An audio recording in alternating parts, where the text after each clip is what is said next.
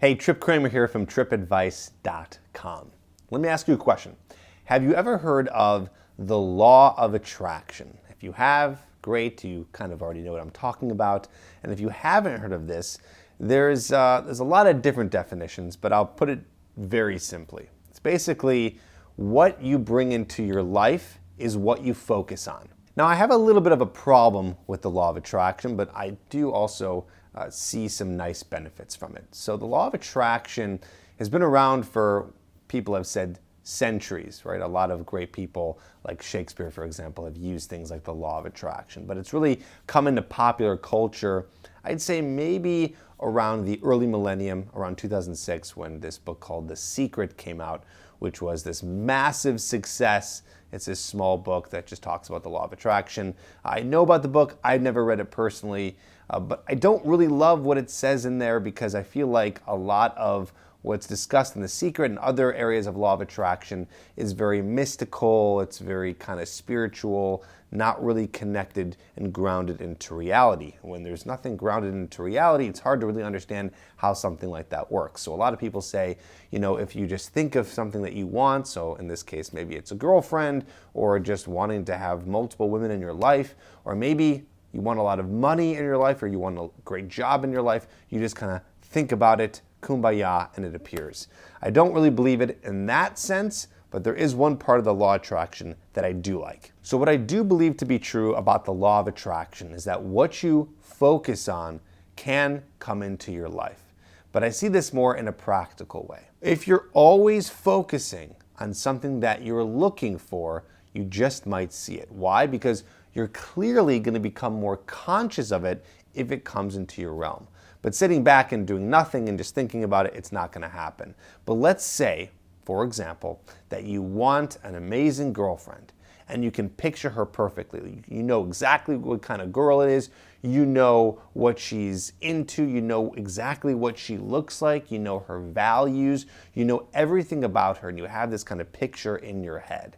Well, if you have this in your head and you're always kind of thinking about it or focusing on it, and it's part of your consciousness, what will happen is when you do go out and you're dating and you're doing approaches or you're swiping, you're going on dates, because that is going to be on your consciousness, you are going to be able to know that if that woman is in front of you, then boom, there you go, you have won. Why? Because you were aware of it. A lot of guys, what they do is they go out and they just kind of date, and they usually are just thinking about, like, what girl do I think is pretty? They're not really conscious of what kind of woman that they're looking for, and then they get into some relationships that don't work out because the girl is not right for them. Why? Because they weren't thinking about that type of girl before it happened. So again, the way that law of attraction is playing into this is basically you having a clear picture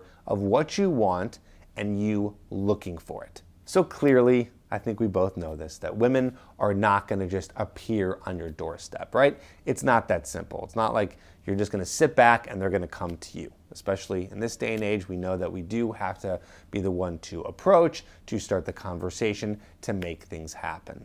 So yes, no matter what, sorry to break the bad news, but really I'm just trying to break reality to you. No matter what you want in life, you have to put in work. You have to put in a lot of work. I've known this in my life. Anything that I've wanted has taken a lot of work. But that's the reality, and that's okay because now you know what to do. Nothing is going to be purely magical. However, you shouldn't just be putting work in and hoping for the best. If you want to do this smarter and not harder, you have to be conscious of exactly what you're going for. So even if it is in the realm of, let's say, money, you should know exactly how much money you're trying to make and what you're going for. So let's look at it in that light. Let's pretend that you wanted to make $100,000 per year and you were thinking about that all the time, all the time, all the time. Some people say in the law of attraction, if you want money, you actually write a check to yourself for the amount that you want. Not because that paper is going to magically send signals to the universe and just give you money in your bank, but because it's going to be there, you're going to be looking at it. So all the action steps that you're going to be taking will be toward making that money. This is the same exact thing here with you and women. You're going to be taking the action steps and understanding how to filter for the right woman when you know exactly what you're looking for. So how do you do that? How do you figure out what kind of woman is going to be good for you? Well, here's the first answer and the simplest answer. You do have to date a lot. So you might have an idea of what you're looking for. Maybe you have a type physically, but that's only half the battle, right? If you're going to be dating and looking for a relationship, then you're going to be with a person, and so their personality, their values, their ethics, all that stuff matters because you'll be spending a lot of time with them. And because of that, you have to know what to look for. So real quick, I want to talk to you about the 3 non-negotiables. The 3 non-negotiables is something that I came up with. I actually talk about it in my book, Magnetic. I'm going to put a link down below so you can check this out if you want to read more about the 3 non-negotiables, but also learn about how attraction works, not the law of attraction, but attracting women and how that all comes together for you to have a dating life where you're meeting lots of women. So check that out in the description below. But for now, the 3 non-negotiables. The 3 non-negotiables, and I talk about this on page 138, basically the 3 things that you are looking for in a woman, right? These are the 3 things that you are trying to see that they either have or they don't have. So I'll give you an example. You could say, 1, she has to be physically fit, right? Physically fit, meaning someone who is fit, who's active, who's taking care of their body, things like that. So that could be 1. Another one could be that they really want children, right? That's a really important one, because if you want children, you want to find someone who also has that. A third one could be that she's maybe financially responsible, right? So you know that she has her finances in order, she's not completely broke, and she has no desire or passions in her life. So that's just an example. It could be anything. A lot of people can do stuff around religion or politics because those are really important. So just think about whatever is important to you. What's important to you and what's important to you in a relationship and in a woman. Like I said, you're going to have to date a lot to maybe figure that out. You might even know what they are, but then you'll get into a relationship, you'll be dating someone, and then you find out, wait a minute, that thing wasn't as important as I thought. I'll give you an example of what that might look like. A lot of guys who are younger, they say to me like, oh, I want someone who has like the same interest as me. And I say, well, what kind of interest are you talking about? They say, well, I really want someone to like the same music as me. And it's interesting because I was talking to a client one time and he got out of a relationship and he said, one of my important things or non-negotiables was that we listen to the same music. And then I realized that had barely any effect on the relationship at all.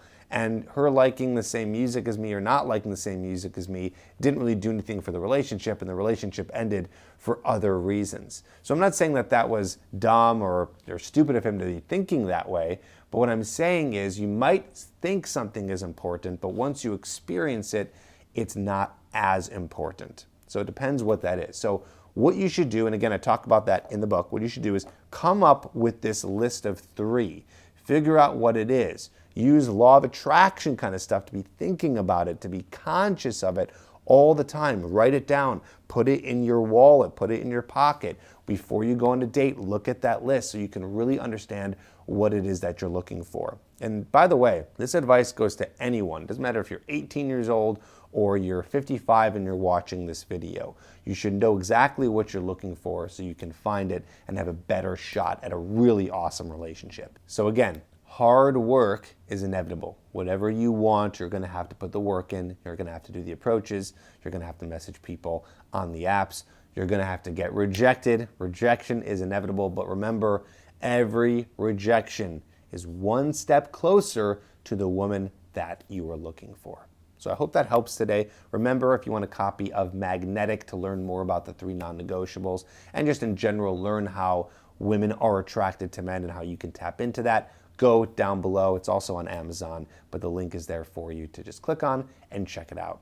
Also available, by the way, in audiobook and in Kindle if you want it like that. Thanks for watching. I'll see you on the next video.